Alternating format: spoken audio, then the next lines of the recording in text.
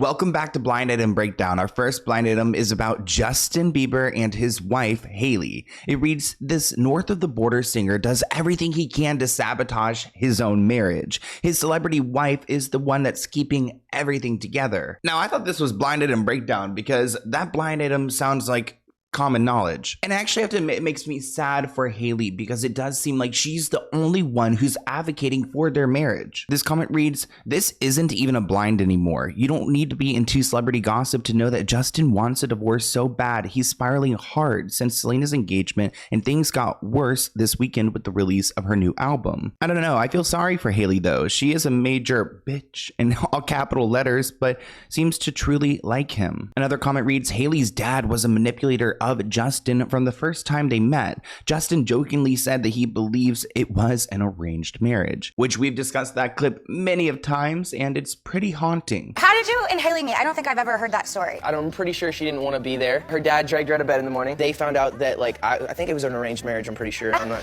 Looking back now, I'm like, it was definitely an arranged marriage. Like, they set this whole thing up. It was definitely an arranged marriage. Now that I'm thinking about it. Barton wrote, immaturity is the one thing holding him back. Child stars can be stunted developmentally, which I totally feel like there's no way in the world that Justin Bieber could not be stunted. But I think also if you put yourself in his position, any person would be. This comment reads, Justin Bieber, self-sabotage goes hand in hand with people who have unhealed trauma. They use it as a coping mechanism and usually stems from internalized or unprocessed emotions. Well, you know, Justin himself was actually opening up about his own trauma, admitting that he needs to work on his anger issues, which when I see that, I have to admit, like personally, I get really scared. One thing I don't want to deal with is an angry person. Because personally, I don't really like to get to that level. I don't get mad, and especially like expressing it to other people. So I would be scared at what an angry JB looks like. He wrote, after Selena Gomez released her album, I got anger issues too, but I want to grow and not react so much, which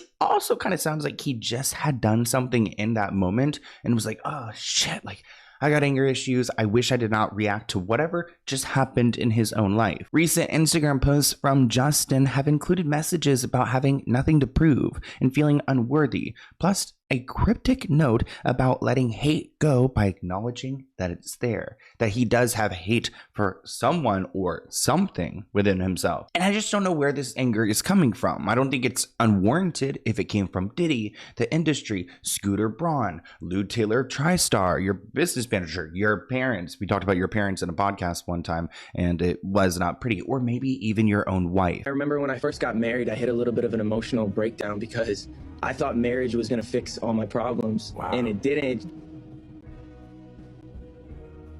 The way that he looks in his own wedding video too, he's just kind of like, he's just there, like at his middle school chorus concert. Gomez has been in dire straits for a couple of weeks now. Have you called Selena Gomez, Justin? Aww. Hailey decided to go and do a drive-by Selena's home with her pastor's wife. It's really bizarre that this is even an article. They write, the pair took a trip past Selena Gomez's home while the troubled star has reportedly checked into a psychiatric facility. Justin reportedly stayed with his pastor, most likely praying for Selena's speedy recovery. Why is Hailey Baldwin driving by Selena's home when it's completely empty? Is she trying to check and make sure that she's actually like at rehab? I think I heard a familiar voice in there. This comment reads, he's never looked like he liked her. Another person writes, may this love never find me. Another person adds, I think he's gaslighted himself into thinking Hailey's right for him, but she literally planned her way to the marriage, so he basically fell right into her trap. Another person added that we need a Netflix show, Stalked to the Altar, which, you know what, I think we do.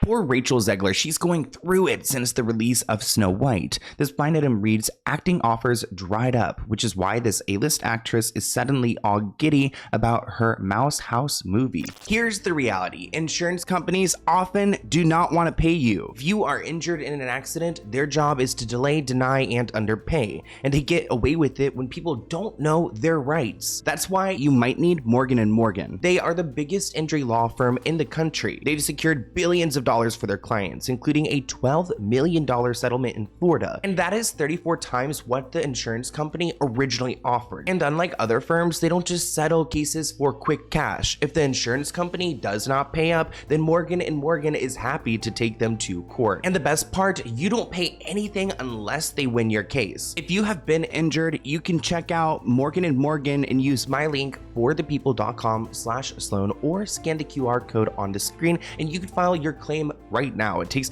minutes. You probably could finish one before the end of this video. The consultation is free. The process is simple. There's nothing to lose. Thank you, Morgan & Morgan, for sponsoring this video, and enjoy.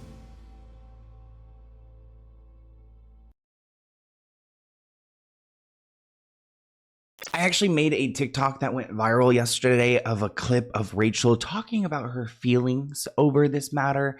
And I do think she tried really hard to save this movie, but it was out of her control. But this commenter disagrees. They say, and I'll say the unspoken part, she's either unwilling to sleep for parts or she's so obnoxious while doing so that nobody's interested anymore. Another person adds, when the offers have dried up, you're not an A-lister anymore. One person added, I haven't really followed Rachel, but she seems so unpleasant personally. Squid Billy commented, I saw her for the first time in an interview yesterday. It was nauseating how much she gushed about Disney and everything else.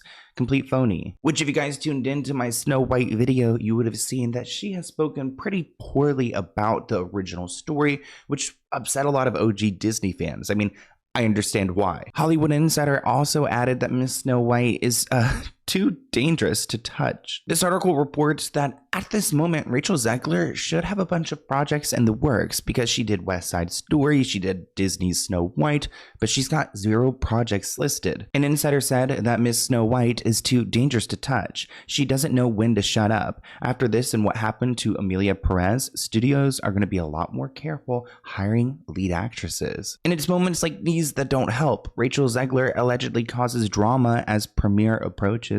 I mean, I really think she wanted to do her big one and kind of be like an Elsa breakout star with her music as well, but it really flopped. It's kind of sad because like I want to watch a good movie, but shoot, I'm not going to go watch this. As she told Extra in 2022, the animated film was extremely dated when it comes to the idea of a woman being in roles of power and what a woman's fit for in the world. She said that this love story was focused on this guy who literally stalks her, and she said it was weird. And I think it was the tone that really rubbed people the wrong way. I mean, you know, the original cartoon came out in 1937, and very evidently so.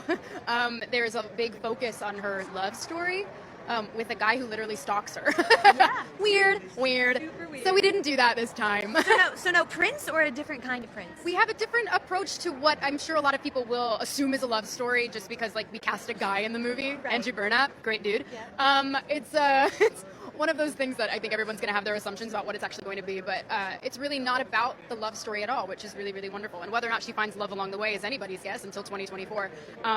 All of Andrew's scenes could get cut. Who knows? It's Hollywood, baby. But it's one of those things. So true, it's yeah. an inner journey that she goes on to find her true self, and she meets a lot of people along the way that make the journey really incredible. And that's not the only interview that Rachel upset people with. Like, for example, when people were upset that she was cast for Snow White, she called them losers obsessed with maintaining the bloodline purity of cartoon princesses. Rachel claimed that her version of Snow White is really not about the love story at all, and she deems it's wonderful. Instead, it's about Snow White's inner journey. And of course, she got political after the election. She made her post, which she is entitled to say what she wants to say about politics. But when you are promoting a Disney movie, it's just like not in the same conversation, I guess. You know what I mean? I'm not speaking like, of course it's important, but I'm just like trying to think of like what Disney would want. This headline reads, Rachel Zegler is out of control. Disney does not know what to do with her. She's an outspoken 20-something-year-old, and Disney chiefs have called her directly and asked her to tone down her posts. They've called her management, but she's not listening. The insider added, this has been this way the entire time through filming, but it's the tying of her politics to Snow White that's upsetting Disney. Even though Rachel Zegler is putting up a fight against Disney, it does seem like she's somewhat trying to smooth the way and maybe fix what is broken. I mean, right now the movie's like the lowest rated movie on Rotten Tomatoes. I think in like Disney history. So I don't think there is any recovering. What is your favorite memory from Snow White of them all? Ooh, there's so many good ones. I was so lucky on this set. Every day was such a massive joy. But I did spend about 2 weeks learning how to scuba dive for that 1 second of footage where I fall into the water. It was honestly such a life-changing because I've never done something like that before. So that was pretty cool and magical. Wow, so 2 weeks for the 30 seconds For we the 30 see seconds you. you see That's me. incredible. It's pretty wild. It was worth it. It was worth it, absolutely. It was worth Learned a new skill. So that's where the $250 million budget just went out the door. And I have to say, like, I think the problem here is that Rachel is being herself, which is rare in Hollywood, especially during like a press tour. But when we saw Ariana Grande in Wicked, she definitely wasn't herself. She's like this new character that she's built, but it read well and it made us want to go and see the film. But what Rachel's doing here, just being herself, it actually isn't reading as well as it typically should, because maybe people don't really like her personality. We have so many blind items for this episode, so I'm just going to keep bouncing around. Here's one about Blake Lively and Ryan Reynolds. It reads, the A-list celebrity keeps waiting for her north of the border husband to publicly defend her, and it just isn't gonna happen. I mean, I feel like Ryan Reynolds is about to battle his own wave of like public shame, so I don't think he even has the capacity to go and save Blake. This comment reads, I watched a reel of all the times he disrespected her. They got married too young, but she really wanted that bag. Another person added that Blake is one of Harvey Weinstein's girls. She had to have known she wouldn't last. Now, I brought this up on Instagram. It's honestly sick. Ryan Reynolds admits to coaching his daughter, 7 years old, to deliver a sick and disturbing line from his film. I guess when you've been in Hollywood for so long, you don't have to worry about your kids getting into Hollywood. I mean, you have to worry about yourself. I mean, Ryan Reynolds has become the creepy guy in Hollywood that forces 7-year-old kids to say a line over and over again that speaks about genitalia. Not me trying to like figure out how to say this, but his daughter Enz had to say this line for the film. It reads, hey, when I want your opinion, I'll take Wolverine's dick out of your mouth, which is what the 7-year-old said in the movie. Ryan, you are rather quick to call Justin Baldoni a predator when you need to look at your own behavior. Deadpool Prime here. Our fight isn't with you. When I want your opinion, I'll take Wolverine's dick out of your mouth. That's kid fool. She's the dirtiest. She's 7 years old, and the daughter of Ryan Reynolds. What father in their right mind would ever want to hear their daughter say something so vulgar? This comment reads, he should be investigated by CPS for that. Another person adds, this is so crazy. One person writes, imagine what example they set at their home. Another comment reads, she was in a mask. They could have easily dubbed in a different person, probably an adult who sounds like a child. There was no reason to have the child say that. Another comment reads, they both think they're funny and edgy, but it's just gross. He's still Van Wilder after all these years, and she wants to be funny like him. So many good points brought up in the comments. Like, seriously, why did they not dub a kid in there or something else? Like, we got AI nowadays. You could do a little robot. Elon could build you a little robot, right? But on top of like saying the gross line, they shared that she had to repeat the line 70 to 500 times on set. This 7-year-old had to repeat the word dick 500 times. Really? This is what it's come to. Like, I just don't even want to see these kind of movies. Ryan said his daughter was originally reluctant. That makes sense, but changed her mind last minute when he suggested that he'd look for another actor to take the part. Oh, so he pressured the 7-year-old. Oh, okay, if you're not gonna do it, then I'll go find someone else. Ryan had his son, Allen, also play in the movie. So it's a family affair. He said, I hope that if I'm lucky, this moment will be the most traumatic thing, that is, the contents of this movie that happens in your wondrous life. So he's acknowledging that it's traumatizing. Fans are calling him out as sick and pervy to have his daughter say this. One wrote, I would love to know what other adult actors on set felt and thought about those 70 takes, well, 70 to 500 takes, when a 7-year-old was upset, then decided to do it when their father said he was going to replace her. One person writes 70 to 500 times. These people really just tell on themselves and were hiding in plain sight the whole time. Ryan Reynolds, you should be ashamed of yourself. You are supposed to be a good father. Making your daughter say some disgusting lines in your movie, that's beyond. A 7-year-old had to say that, and he threatened to replace her with another actor if she would not say the lines. She initially felt really uncomfortable and didn't want to say the lines, and he pretty much made her. What a way to go. Father of the year. Ryan, you make me so sick. Your wife must be having nightmares about this every night, or maybe she just doesn't care. Now, getting into messy Kanye West, this blind item reads, it looks as if we're getting closer to the permanent A-list rapper talking about how he liked to watch his famous significant other sleep with other men. Wait. So Kanye would allegedly pimp out Kim Kardashian because he got off to watching it? This comment reads, I swear you can almost time his manic cycles by his constant tweeting. Then he crashes, deletes his social media, goes into a depressive cycle. Around we go. Another person writes, we already knew that he did this with Bianca. Interesting blind item because he's accusing his family of trafficking his children. So, are you trafficking your partners? Is that why Bianca is so mute? Is that why she's not speaking? Because she's just a human trafficked object? He said Kim Kardashian is a SEX trafficker. I don't like that my daughter is over here in music videos. The Kardashians are SEX workers and they traffic all the black children they strategically produce. And even though Kanye is making these statements, they do have consequences because people will go and look at the Kardashians even deeper and say, you know what?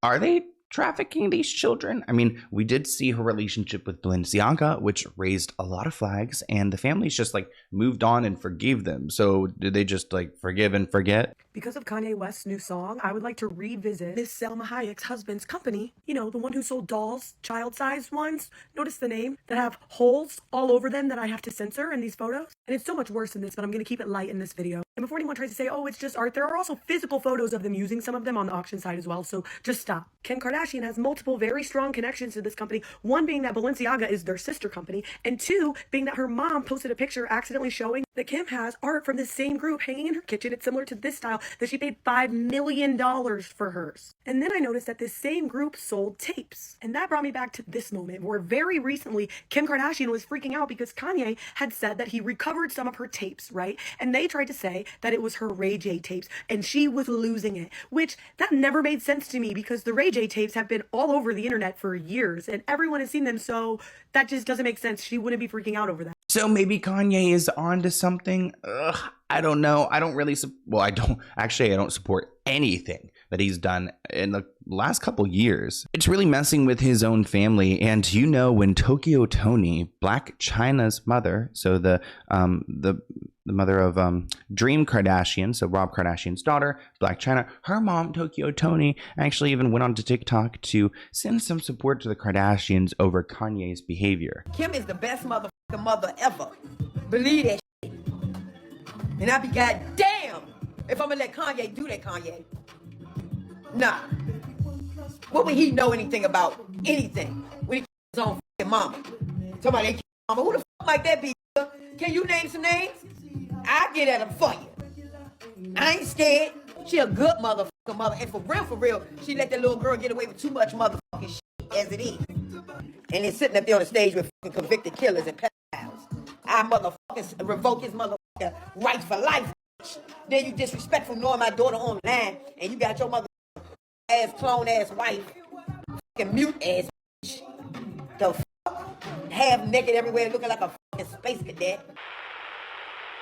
Going back to the It Ends With Us drama, Colleen Hoover, the author, is crashing out. This blind item reads, if this author does completely crash out, the A-list actress better hope it is a silent crash out and not spilling the beans for all the world to hear. We all know that Colleen has been on Blake's side of everything, so if she were to have a breakdown, an emotional breakdown, what would she say? This comment reads, Colleen does not look great. Another person writes, damn, she was in bad shape on that video. Another person adds, the 3 Coho books are still in development. I imagine she would focus on them and to hell with Blake. Another person adds, poor Colleen has come to realize that she's too late. She's hitched her wagon to the wrong horse. She has wiped off Blake from her social media. Which is interesting to see that she's clearing Blake off of social media because she doesn't want to be in association. Maybe that's Colleen realizing that she is on the wrong side, and when we all see what she knows, she doesn't want to be besties with Blake anymore. But there are some weird things going on behind the scenes with Colleen because she should have so much money from her books and this movie deal. But she revealed on her Instagram, and honestly, it seemed like she was drunk or on some drug, or I don't know what it was.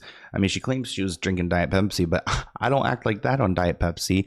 She says that her merchandise were all marketed a lot, and it's going to leave her broke as shit because she spent a lot of money on these items and they've all been marked down a bunch because nobody's buying them. One of my favorite TikTokers broke this down. Here's that clip. The Justin Baldoni, Blake Lively, It Ends With Us drama has truly caused Colleen Hoover to crash out. The fact that she's saying this, knowing that 3 of her books are currently being adapted into movies as we speak, is crazy. Like, she's getting a piece of every single one of these. And just because people buy her discounted merch doesn't mean she's broke. She still makes money on her book sales, and It Ends With Us, and all of these other movies. But it seems like this situation has really done a number on her, and I don't know, like, the crash out, in my opinion, though, was not necessary. Like, just because her Facebook admin discounted her merch, like, okay, she's gonna be fine. Colleen said in her video, that's like 5 times cheaper than what I paid for each item, which means by the end of the day, I'm going to be broke as shit. She says, I can't retire now because I'm going to be in the hole by 5 p.m. Even if you hate me, you should go buy a piece because it's very kind of a bad thing. Anyways, at least I have my Diet Pepsi. It's going to be a great day because you guys get almost free merch. Congrats. Colleen was not in control of this markdown. She claims that her boss was the one that did it. She also teased that her boss better be careful before referring to an allegation that Dumois put out 2 months ago, claiming that Colleen had let go of her employees and retired from writing after the It Ends With Us lawsuit was filed between Justin and Blake. Here's Colleen's story. You guys can check it out for yourselves and tell me if you think that she seems a little bit off. Remember like 5 minutes ago when I ended the last video with "It's going to be a great day"? Well, then I went into Cohorts, which is my Facebook group, and saw that my boss, Stephanie, put all of my merch on sale for $10 an item. That's like 5 times cheaper than what I paid for each item, which means by the end of the day today, I'm going to be broke as shit. Thanks, Stephanie. You better be careful because maybe TMZ was right. Maybe I am firing all my employees and retiring. Well, I can't retire now because now I'm going to be in the hole by 5 p.m. Even if you hate me, you should go buy a piece because it's a very kind of bad thing. You know, at least I have my Diet Pepsi. It's still going to be a great day because you guys get almost free merch. Congrats. Let's get back to the Biebers because I have another blind item. This A-list celebrity has full access to her higher on the list husband's social media, which is why she is often featured on it, especially when she needs a positive publicity boost. Now, I have a very loving relationship with my boyfriend. Like, I feel like we will one day maybe get married, which would be great. But I don't think he would ever have my login. Like, I trust him. Like, I don't have anything to hide. I just think it's a little bit weird. I mean, do you guys have your partner's logins? This comment reads, she's surrendered her youth trying to keep a traumatized, drug-addicted child star alive. It's the least that he could do. Another person added, but she benefited very handsomely from his finances since it's still unknown what exactly she did for a living. Calling herself a model didn't quite cut it. Remember when the Hailey Baldwin was trying to become a model, like walking alongside like Kendall Jenner and those, and even though Kendall doesn't even give us much, she gives us way more than Hailey did. Another person adds, this has to be pretty common. How many dudes are really paying attention to social media? I don't know. I feel like Justin Bieber is in full control of his social media and manically running it. Like when he shared that jobless people were tearing Hailey Bieber apart, then sharing one of her own posts, which I feel like it could have been her doing that. He also made a bizarre Instagram story post where he shared a reel that had this writing of like, me behind my girlfriend when she's mad, with like a little kid like giving the middle finger. I'm not going to do it because I think that's so not classy. But my friend Christy from Spill Sash, she made a reel about this. I'm going to go ahead and play it for you guys. You guys, what is Justin Bieber doing? Posting this on his Instagram story. Like, he does Hailey no favors. He posted this reel that said, me behind my girlfriend after she makes me mad. And look at what this little kid is doing.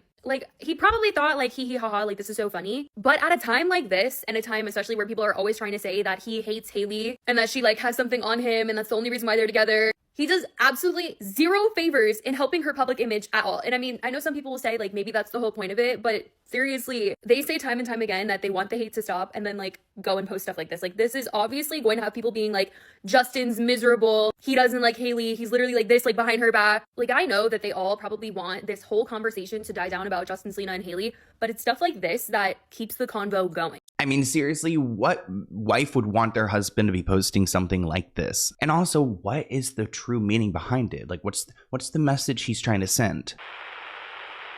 I have a feeling that this new Baldwin show, The Baldwins, is going to be a mess. This blind item reads, the wife of the killer actor is yet under another delusion that she can be a star on her own.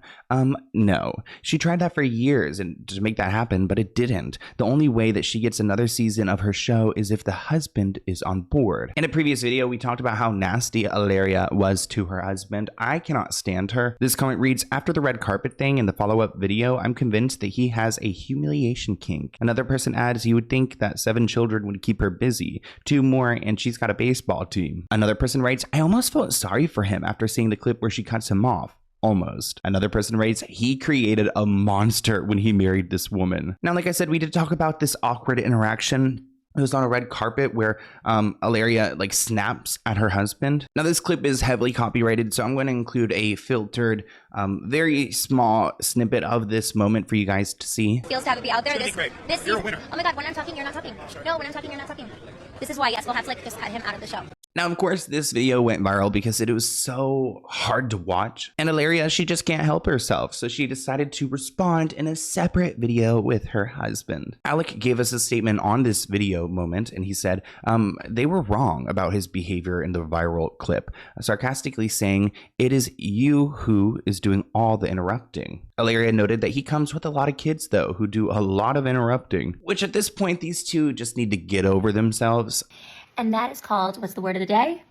Manterrupting. Manterrupting, which could be a positive, it could be a negative, or it could be a... God, I don't want to see you guys in bed. And what are you're trying to beat a dead horse, trying to reason why you behave this way in public? Correctile dysfunction. Yes, correctile dysfunction. I think that's one of our children trying to get into the room. But you know, the whole point is, because our children are about to come in, the whole point is that we interrupt each other all the time. Hi, me. Okay, I'm coming. Okay, go get Carmen. Okay, so now that we cleared all of that up, wait, I'll clear it up. Give me a kiss just so they know that I'm not... Here's another Ryan Reynolds related blind item, including Hugh Jackman and Sutton Foster. It reads, this foreign-born A-list actor must really be worried about his interactions with the north of the border actor as it relates to the lawsuit because he is pushing this PR romance super hard. Foxy commented, Hugh better read the room because no one likes this PR relationship. Another person adds, Sutton is getting a lot of hate online, not only for Blake and Ryan, but from Hugh's ex-wife. She's being blamed for the divorce. I can't see her dying on this hill. He needs to come out. We've talked before about Hugh Jackman and Ryan Reynolds having an interesting relationship. Another person adds, I guess it's related to the Deadpool movie, but why would Hugh Jackman need to worry? This person adds that Candace Owens suggested that he's involved in the smearing campaign against Justin Baldoni, plus some drama involving Ryan Reynolds and Jake Gyllenhaal way back in the past. Hugh Jackman, Wolverine, will be deposed, and I suspect that might be making Ryan Reynolds extremely nervous, and I'll tell you why. They want the judge to agree to an attorney's eyes only designation to protect, as they term it, highly confidential information that could destroy the careers of the third party people that are involved. Okay, so third party, meaning they're not listed in this lawsuit as plaintiffs or defendants, but they're third parties and they're going to get deposed and we're going to get... I mean, if all these people are with each other in Hollywood and they're so close, I can't imagine how they wouldn't be aware or giving their opinions or maybe their advice on what Ryan is going through, trying to help out their good friend. Subpoena some information and they're going like, we need this AEO designation because their careers would be ruined if the public found something out about them. It just makes you ask what truth could be so poisonous to someone's career that if revealed, it would be over. it would have to be that in some manner or another, that person is a fraud, right? In some manner or another, that person is a fraud. So whether it's how they're publicly presenting their sexuality, whether it's how they're publicly presenting their brand, a la Taylor Swift, I'm a nice girl, and then you find out she's actually a really mean girl, that Oh, not the Taylor Swift slander now. would be ruinous to her career, right? Because you'd go, who are you? Love or hate Candace, she makes a great point. This headline reads that Hugh Jackman announces major career change away from the pressures of Hollywood. This is so bizarre. He said he's starting a theater company, I guess, to get away from the stage and hang out backstage so he can keep his secrets even more secret. He claims this isn't about stepping away from Broadway or the West End. It's about supporting and coexisting alongside them. It comes after news that Hugh's reportedly planning to marry his girlfriend Sutton Foster right after he finalizes his divorce from Deborah Lee Furness, who we've talked about before on the channel. Hey, Deborah. Hugh had a lot of back and forth when he was in Australia for the holidays, but he realizes how much he missed Sutton.